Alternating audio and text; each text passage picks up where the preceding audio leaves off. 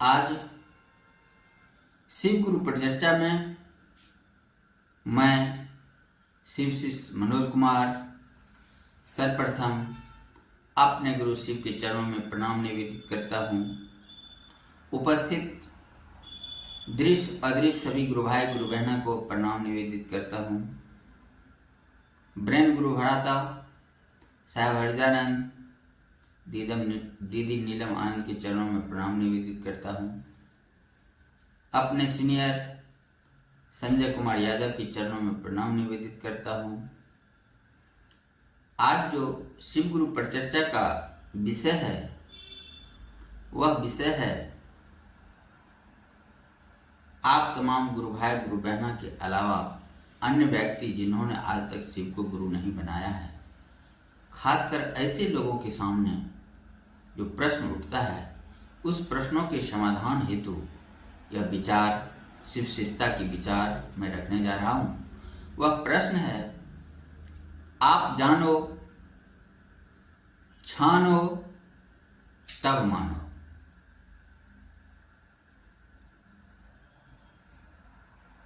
मात्र 3 शब्द पर गौर करने वाली बात है। यह हर व्यक्ति के जीवन को बदल सकता है। जैसे पहला या 2 शब्द है, आप जानो, अर्थात इस ब्रह्मांड के सभी जीवों में आप सर्वोत्कृष्ट मानव हैं। आप मानव हैं, इसकी अनुभूति आपको होनी चाहिए ताकि आप अपने बारे में सोच सकें। यह जीव का इतिहास में मानव कब इस संसार में आया, कैसे आया, क्यों श्रेष्ठ है, इसके लिए आपका चिंतन ही आपको उत्तर भी देगा। इसके लिए सिर्फ आपको सोचना है, विचार करना है अपने इतिहास के बारे में, अर्थात जीवों के इतिहास के बारे में, अपने पूर्वजों के बारे में। फिर आपको जानना चाहिए यह जो संसार में गुरु और शिष्य की परंपरा है, यह क्यों, किस लिए, कैसी ज्ञान के लिए हम गुरु और शिष्य की परंपरा के तहत हम ज्ञान पाते हैं। तब बात आती है कि हम मानव हैं, मानव की संसार में मूलतः 4 आवश्यकताएं हैं: धर्म, अर्थ, काम, मोक्ष। यह 3 कार्य धर्म, अर्थ और काम इस संसार के लौकिक जगत में उपलब्ध होती है, और मोक्ष यह पारलौकिक जगत की बात है, जिसे हम महसूस कर सकते हैं, देख नहीं सकते। यह भौतिक जगत जिसे हम लौकिक जगत कहते हैं, इसमें धर्म, अर्थ, काम यह 3 हर जगह उपलब्ध है। इसी में फंसकर लोग कहता है कि मैं माया में फंस चुका हूं। यह सब जानना चाहिए।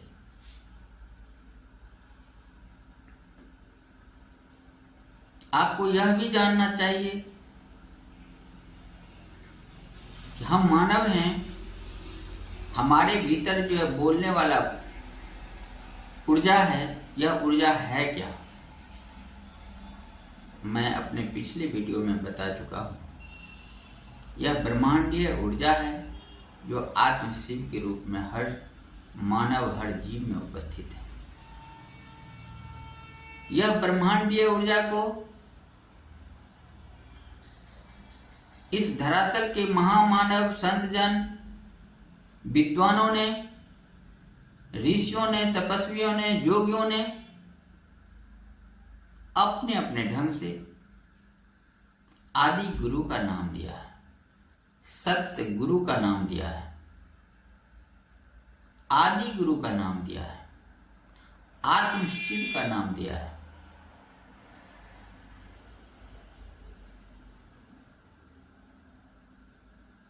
यह भी उन्होंने कहा है कि आत्मगुरु संसार चेला।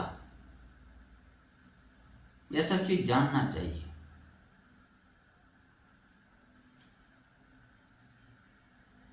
फिर लौकिक जगत में देखा देखी, तर्क वितर्क भी करना चाहिए। संसार में कई संस्कृति के लोग, कई विचार के लोग एक धर्म के रूप में संगठित हैं। उसकी जीवन शैली विविध भौगोलिक वातावरण में अलग अलग है। आखिर वे हर कोई मानव कहलाता है, आखिर क्यों अपनी वातावरण से संशोधित होता है? उसके आचरण क्यों परिमार्जित होते हैं? और जब आचरण परिमार्जित होता है तो एक प्रदेश के लोग दूसरे प्रदेश की संस्कृति से अपने आप को उत्तम मानता है, उसे निकृष्ट समझ करके उसके साथ भेदभाव करना शुरू करता है। यह समझना चाहिए, यह जानना चाहिए। हम गुरु भाई गुरु बहना इस ग्लोबल दुनिया में, जहां की यह पृथ्वी की 71% जल और 29% स्थल, या 29% स्थल और जल छितराए हुए, कहीं कहीं संलग्न हुए, और पूरे विश्व में 208 देश में हम मानव विविध भौगोलिक वातावरण में रह रहे हैं।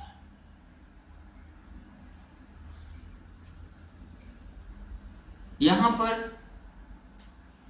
कुछ प्रदेश के लोग अपने यहां उपलब्ध खाद्यान्न के आधार पर दूसरों की खाने पीने की उपलब्धता के आधार पर बैर भाव रखते हैं। उसे उनकी संस्कृति हजम नहीं होती है और वह एक क्षेत्र तक सीमित हो जाता है। इसलिए आपको जानना चाहिए। महात्मा बुद्ध ने, जो बौद्ध धर्म के प्रवर्तक हैं, उन्होंने भी कहा है, आपो दीपो भव, अपना दीपक स्वयं बनिए। वह दीपक जो आपके जीवन के अंधकार को मिटा सके, ऐसी दीपक आप बने।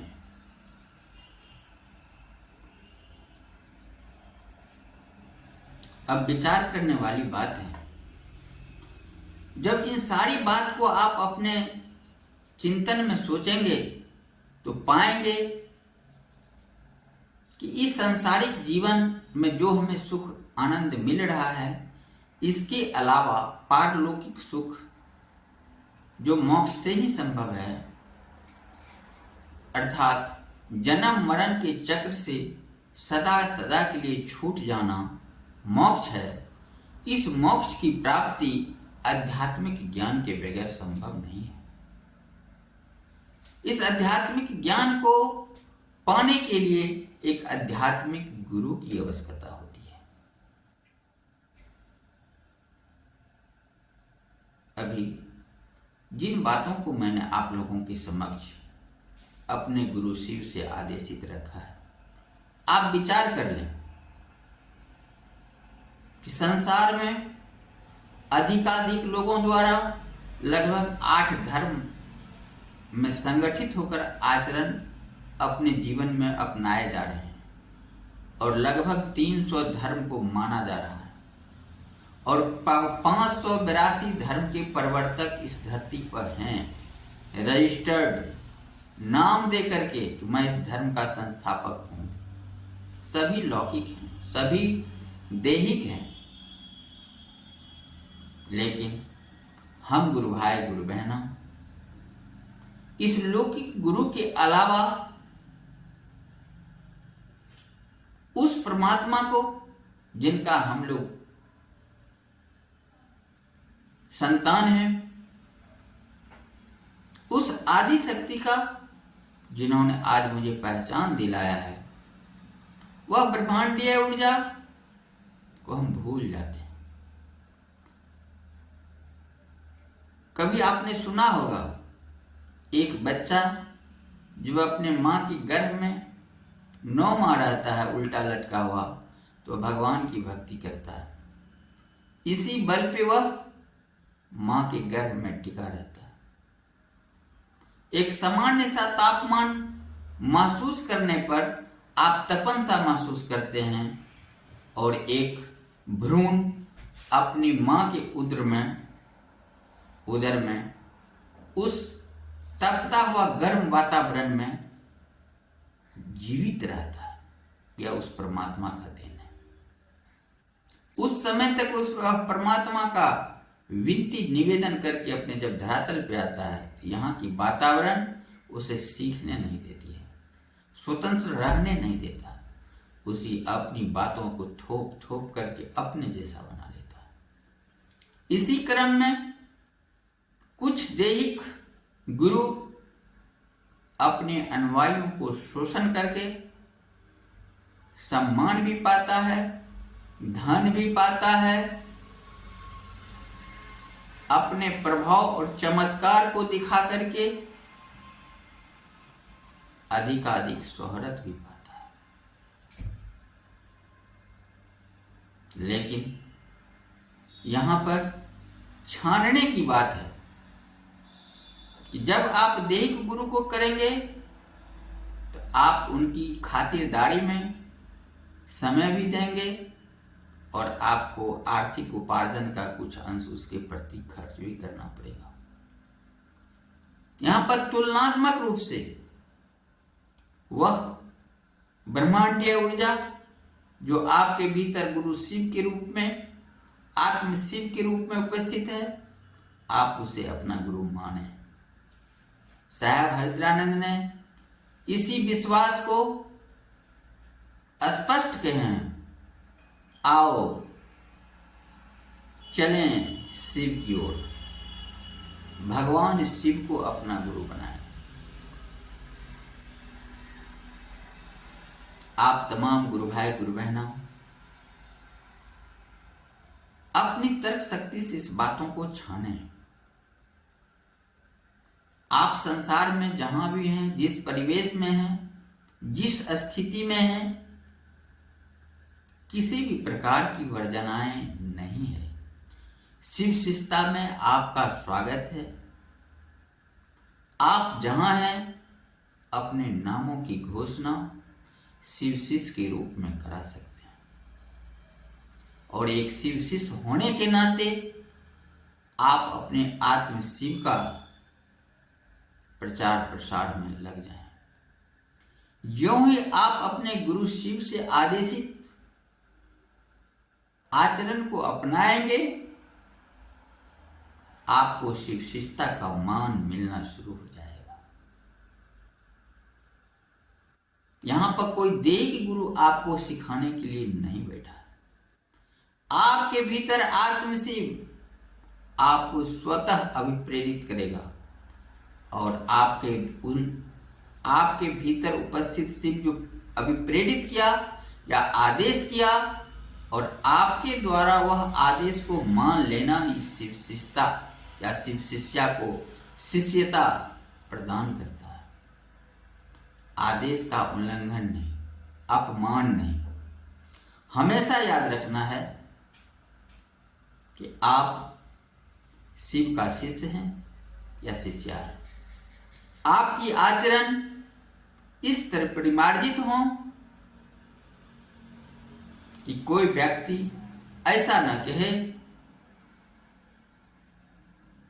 कि अमुक व्यक्ति ने अपने नामों की घोषणा शिव के अंतरिक्ष साम्राज्य में करवा करके उद्घोषित कर लिया है और उसका आचरण दूषित है।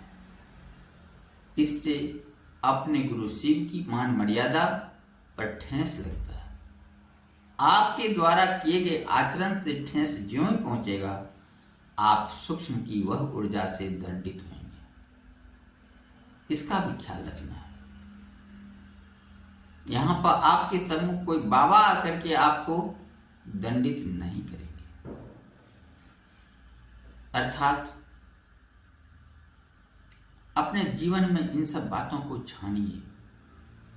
इस भौगोलिक वातावरण जो है, उष्ण, उपोष्ण, शीतोष्ण, शीत, ध्रुवीय ठंड प्रदेश, सभी में जीव है। सभी अपने अपने ढंग से उस परमात्मा को याद कर रहा है। कोई गॉड कह रहा है, कोई अल्लाह कर रहा है, कोई भगवान कह रहा है, कोई प्रभु यीशु कह रहा है, लेकिन कह रहा है। यहाँ किसी प्रकार की प्रतिबंध नहीं है कि आप अपनी ऊर्जा को ना पहचानें। आपका भोजन में किसी भी प्रकार का भोजन वर्जनाएं हैं। आपके आसपास उपलब्ध संसाधन और खाद्यान्न जो है आप उपभोग करें। स्वतंत्र हैं आप उपभोग करने के लिए, लेकिन आपको याद रखना है कि आपके कर्म अगर किसी को ठेस पहुंचा रहा है, मन से, वचन से, कर्म से,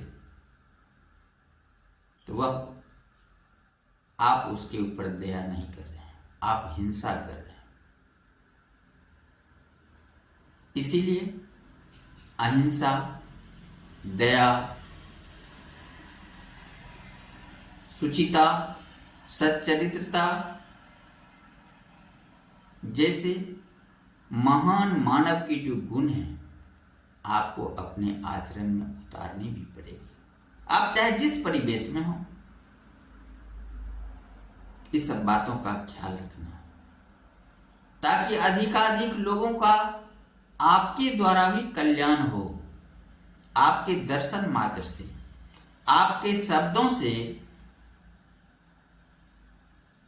आपके द्वारा किए गए किसी उपकार से अगर किसी का कल्याण हो रहा है, तो आप शिव हैं। अर्थात आपका गुरु शिव है, और एक समर्थवान गुरु अपने शिष्य को अपने जैसा बनाता है। अर्थात शिव का शिष्य शिव होता है, शिव की शिष्या भी शिव होता है। इसीलिए आपके कर्म को हमेशा याद रखना है, मैं शिव का शिष्य हूं। मुझसे ऐसी किसी भी प्राणी का क्षति न हो जिससे मेरे और मेरे गुरु की बदनामी हो। स्पष्ट आपके आचरण उत्तम हो जाएंगे, परिमार्जित हो जाएंगे। इन सब बातों को छानना पड़ेगा, और छानने में अगर आपको लग रहा हो कि एक देह के गुरु बहुत सारे तंत्र मंत्र सिखाता है, जाप बतलाता है, अपनी खातिरदारी करवाता है, स्वार्थ में कुछ आर्थिक लाभ देने के बाद तब आशीर्वाद की बातें करता है, तो ऐसे देही गुरु से यह शिव गुरु जो कि अलौकिक हैं, अपारदर्शी हैं, पारदर्शी हैं, हर जगह उपलब्ध है, आपके भीतर भी शिव के रूप में उपस्थित है, इसे भगवान शिव मान करके, अल्लाह मान करके, यीशु मान करके, गॉड मान करके आप उसे गुरु भी बना सकते हैं, जहां आपको किसी प्रकार की आर्थिक क्षति नहीं है, खर्च करना नहीं है। और इस गुरु को मानने के बाद अगर आप छानने की बात करते हैं तो 11 दिन आप परख सकते हैं अपने जीवन में। हम शिव से 3 सूत्र का पालन करते हैं। वह 3 सूत्र आप मानने से पहले अपने जीवन में आचरण करके देखें। अगर लाभ मिल रहा हो तो मान लेना चाहिए। पहला सूत्र है, अपने शिव गुरु अर्थात दयावान शिव से दया विनम्रता पूर्वक मांगना, याचक की भांति मांगना, दोनों हाथ फैला करके करुण भाव से विनम्रता पूर्वक अपनी बात उस शिव से कहना। इसकी किसी प्रकार की वर्जनाएं नहीं है कि आप अपने गुरु से कितनी बार, कब, किस स्थिति में दया की याचना करेंगे। यह आपकी जरूरत और गुरु की दया, गुरु की यादें आपके ऊपर निर्भर करता है। दूसरा सूत्र है शिव गुरु की चर्चा करना। जब हमारे जीवन में विविध संस्कारों को परिमार्जित करके दूषित कार्यों से रोकते हैं और सर्वोत्तम कार्य के लिए जीवन में अभिप्रेत करते हैं, सद्गुणों का विकास करते हैं, तो इस रूप में हमारे शिव, हमारे महेश्वर, यह कल्याणकारी महेश्वर शिव जो आपके गुरु हैं, उनकी चर्चाएं अन्य गुरु भाई, गुरु बहना जो आज तक शिव को गुरु नहीं बनाए हैं, ऐसे व्यक्ति तक इस विचार को पहुंचाना है कि मेरे गुरु शिव हैं, आपके भी गुरु शिव हो सकते हैं। अगर वे बोलता कैसे, तो बस उसे भी यह 3 विधा बता देना है कि पहला विधा है दया मांगना, दूसरा विधा है चर्चा करना, तीसरा विधा है अपने गुरु को प्रणाम निवेदित करना।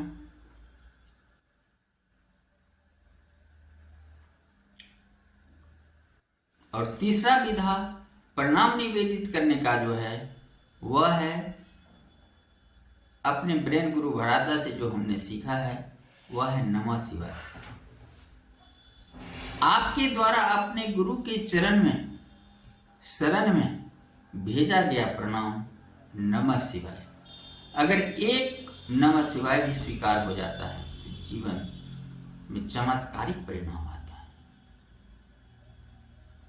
और आपका जीवन शिवमय हो जाता है। संभव है कि आप नमः शिवाय यूं ही याद करते रहें और देते जाएं, लेकिन पहुंच न रहा हो शिव तक। जैसे किसी व्यक्ति ने पंपिंग सेट से पानी अपने खेत की पटवन तक भेज रहा है और उसका पाइप फटा हुआ हो तो रास्ते में ही पानी रह जाएगा। तो इसीलिए यह अनुभूति की चीज है कि आप अपने गुरु तक जो प्रणाम निवेदित कर रहे हैं नमः शिवाय से, क्या सचमुच वहां तक पहुंच रहा है? क्या प्रतिफल में आपको लाभ मिल रहा है? इसी के लिए आप 11 दिन कम से कम यह 3 सूत्र का पालन करें। अगर आपको यह छानने में, यह 11 दिन की प्रक्रिया छानने में जच जाता है कि सचमुच मैंने परीक्षा कर लिया है, शिव गुरु हैं, मुझे भी मान लेना चाहिए, तो आप तत्क्षण ही अपने नामों की घोषणा करा सकते हैं। और घोषणा कराने के लिए आप ऐसे व्यक्ति जो कभी शिव का शिष्य होने की उद्घोषणा करा चुका हो, ऐसे गुरु भाई गुरु बहना से अपने नामों की घोषणा करा लें। वह आपको वह ब्रह्मांडीय ऊर्जा से जोड़ने में ट्रांसफार्मर का कार्य करेगा। आपको याद रखना होगा कि मेरे नामों को अमुक व्यक्ति ने उद्घोषणा किया है। अगर किसी प्रकार की लाभ पाने से गुरु की ऊर्जा आप में नहीं उतर रही है तो पैरवी के तौर पर उस व्यक्ति से आप लाभ ले सकते हैं कि गुरु से दया करा दीजिए।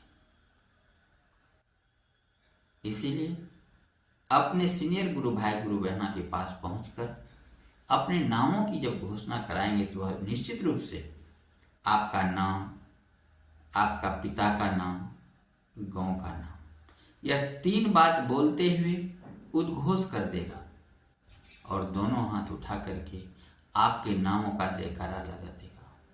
जागो जागो महादेव, दया करे गुरुदेव। और आपके नामों के उद्घोष होने के साथ ही आप शिव शिष्य के रूप में दर्ज हो जाएंगे। और यहाँ न आपका खर्च हो रहा है न समय जा रहा है। यह सब कुछ आपके ऊपर निर्भर करता है, बशर्ते आप स्वयं को पहचाने कि जीवों में सर्वोत्तम आप मानव ही नहीं महामानव हैं। और आपका गुरु शिव गुरु होना चाहिए, और होना ही नहीं चाहिए, मान भी लेना चाहिए। इस प्रकार मैंने आप गुरु भाई गुरु बहना के लिए शिव शिष्य मनोज कुमार एक विचार कि आप जानो छानो तब मानो, संसार के विविध प्रदेश में रहने वाले सभी मानवों के लिए मैंने यह शिव शिष्यता जिसमें मानवता समाहित है निवेदन करते हैं, प्रार्थना करते हैं कि आप शिव को गुरु बनावें, शिव का शिष्य बने। इन्हीं विचारों के साथ सारी चर्चाएं अंतरिक्ष सम्राट को संप्रेषित कर रहे हैं। जय महादेव।